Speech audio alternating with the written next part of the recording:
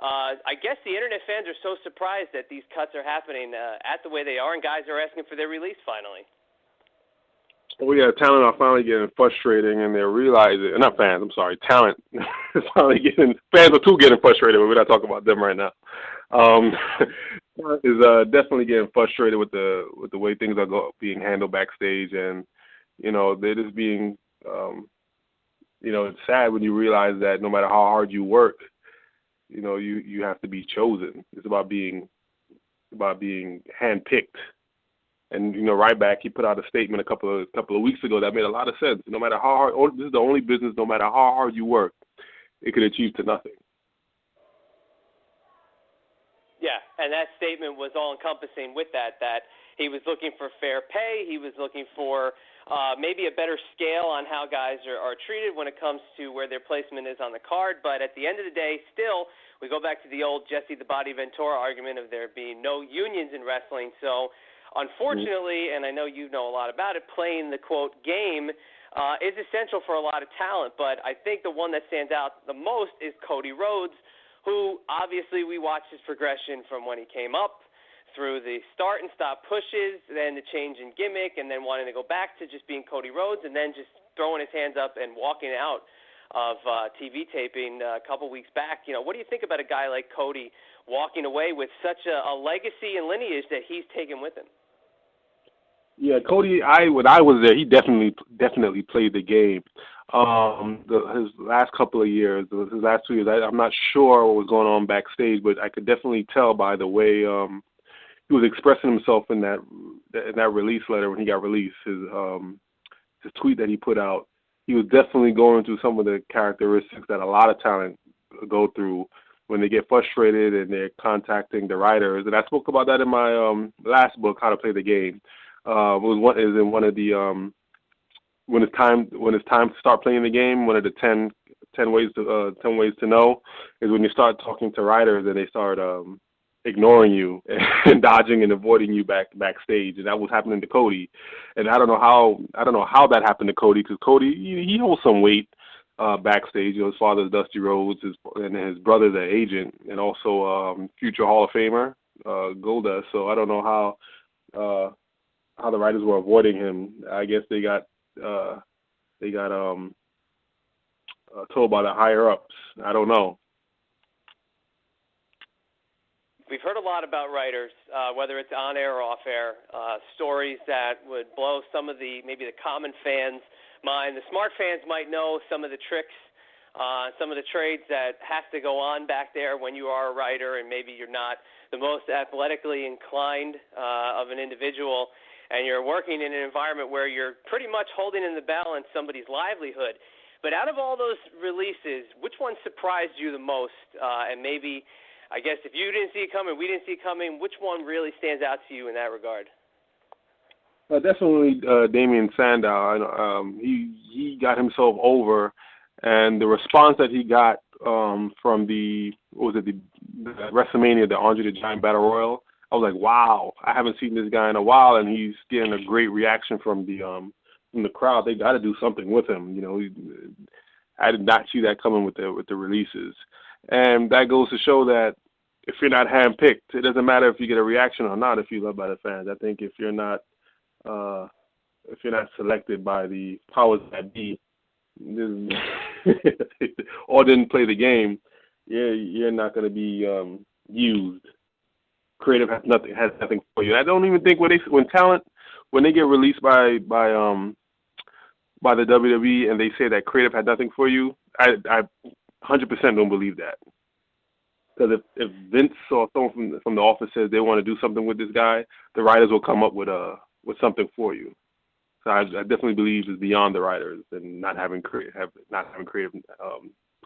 anything for you. I think some people could use that as somewhat of a scapegoat, only because if the writers have nothing for you, the chairman and a couple other people still might have that final say on whether or not you're going to be used ultimately, if they have a plan for you down the road, or whether or not it's somebody that's like, okay, well, a guy like Sandow, who is just an out-of-this-world talent, both verbally and in the ring, had been in the system for 10 or 12 years on and off, different, iterations, different characters, all except for his earlier run, just all got over and the fans loved it. I've been concerned about this next crop, and we were talking to Kurt Hawkins a few weeks back about it. This next crop is the NXT crop. These are the guys that the WWE are bringing in through tryouts, and they're bringing in basically through the casting calls, and they're getting them into that performance center and grooming them into what a WWE superstar is. Those are the next guys that are going to be in the recycled crop of releases. What do you think that they have to expect? That they've really, some of them never been outside of WWE walls. What do they have to expect when it comes to be their time and then their cast off and then for the next crop then to come in? That next crop definitely needs to read my book because I definitely talk about a lot of experiences that I had to go through in my career just by going through. No one told me, because just like those WWE NXT guys, I didn't really have that much experience outside the developmental territory, because when I first started, I kind of went straight to OVW, and I didn't really do any indie shows until I was released. So I didn't really get a good grasp of how the indies work and all those what they do on the road on independent shows. But for what they need to expect is they just need to put their ego aside, and just be yes men pretty much. You just have to go along to get along, eat shit and like it. Because in the WWE, they're gonna toss you a lot of shit. They're gonna test you. They test you the first day you walk through that door. They test you. They want to break you. They want to mentally break you. Forget physically. They want to mentally break you. They want you to eat shit, like it, and ask for more. And what did you think about, we're talking about releases and everything else. What did you think about your release when that went down? Were you surprised at all, or what was your kind of general feeling on the whole thing? Oh, I definitely wasn't surprised. I was home for about a year before they, a little more than a year, when they gave me the call. So when I was at home, after like a few months, and I haven't been called back to do any TV tapings or any live events, I was just kind of mentally preparing myself, and preparing myself to move on and get some things going independently to provide for my family. And it's very interesting, what happens with the releases and stuff, and kind of what the internet's perspective is and things surrounding it.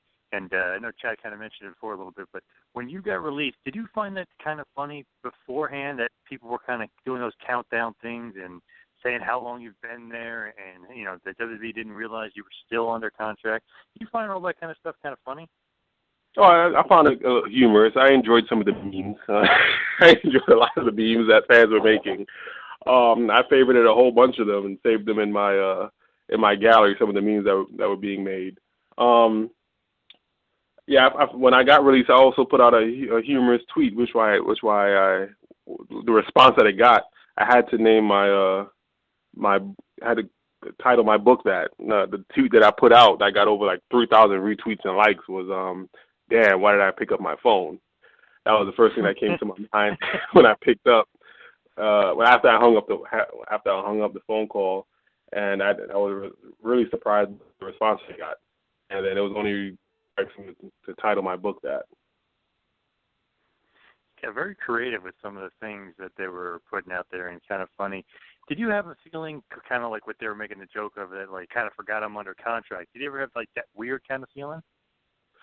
No, at the time, I think the way things were going, they weren't releasing talent. They were more waiting for their contracts to expire, because a lot of talent who I saw who were in the same position as me, who could have been released months ago, they just let their contracts ride out. So I thought they were going to do the same thing with me and not resign. So when they did kind of release me, it was kind of like, oh, I thought you guys were going to wait for my contract to to expire. I only had a few more months left, so it was like 6 months short. And then when they did release it, was like, okay. I mean, I was home for a year, over a year, so it was like it wasn't really of a big shock or big surprise.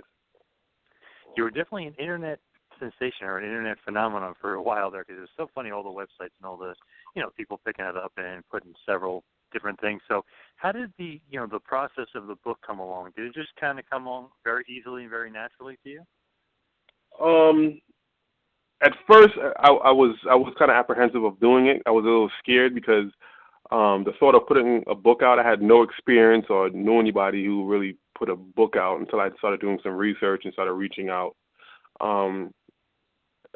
When I started telling stories about the wrestling business to my friends and family who had no idea about the wrestling business or didn't even watch wrestling, they were like really taken back about the stories that I shared with them. They thought it was really ridiculous. Even the concept of heat. They were like, you guys are grown-ass men. You guys come across larger-than-life characters, and then you guys are acting like elementary school kids. And they were like, "This, you have to put this on paper." The stories were hilarious, especially the way that the format that how I told them. They told me that I needed to put it on paper and that I need to sell this. So I did some research, and while I was doing the research, I came across a YouTube video about this girl who was selling 99-cent Amazon books, and then she became a millionaire selling those, and that was enough motivation for me right there to to get started on my first chapter. Crazy the way the motivation factors and the way things work out. So how's been general reaction to the book? Has it been mostly positive? Oh, it's hard for me to find a negative response to my book. There's been a lot of positive, a lot of great feedback, even from the talent from the in the locker room. A lot of the boys, when I see them in the airport still, they tell me that they love my book, and they sometimes they apply it. They apply it at work. But everybody's enjoying the book. It's funny from beginning to end. You can't put it down. Majority of the readers and people that follow me on social media, they tweet me back how they read it in one day because they couldn't put it down. Huh. That is great, and it's like the ultimate compliment, obviously, and especially if some of the boys that are still on the roster are enjoying it. It almost makes it a little bit sweeter, with given that everything that happened. Do they come up to you and kind of tell you, like, don't say anything that I really like the book? Say that one more time. I'm sorry. Do they say kind of like, hey, don't say anything, I don't want to get in trouble, but I really love your book? No, not really. No one has ever said that. My first book, Zack Ryder, the first day I put it out, he read it on his on a plane ride, and he tweeted about it. He really loved the book, and he gave me a shout out, and book sales shot up and he got more exposure. So that is Zack Ryder. That. That is pretty cool. Anybody else kind of say anything to you as far as, some of the things you write in there may be a little controversy? Do they ever say, like, oh, you shouldn't have wrote that, or, oh, that's a little bit too in-depth? Shad had some problems with the book, not because of the what I wrote about him, some of the chapters that were about him, but more as of man, I don't want to burn any bridges, man. There might be an opportunity for us to go back, and he didn't want me to ruin that. But I was more like, F it. Do you think that some bridges were definitely burned, for sure? No, I've seen worse. I've heard worse by superstars, and they came back with WWE with open arms. So no, I don't think I've severely burned any bridges. Now, with the book, obviously, I mean, like you said, there's a lot of positive reviews out there, and mostly everyone loves it. I haven't really heard anything negative. I don't think you have either, like you said. With the second book, was that just something that was just like, man, I'm on a roll here, I'm just going to keep it going?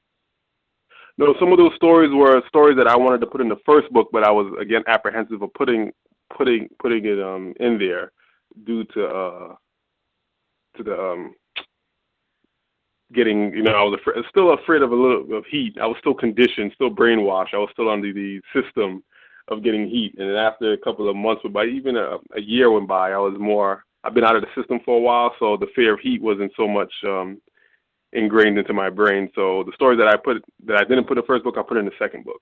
And what motivated me to write the second book, because I was getting a lot of feedback from such great responses from the first book, I had to write the second one. I had to put it out there.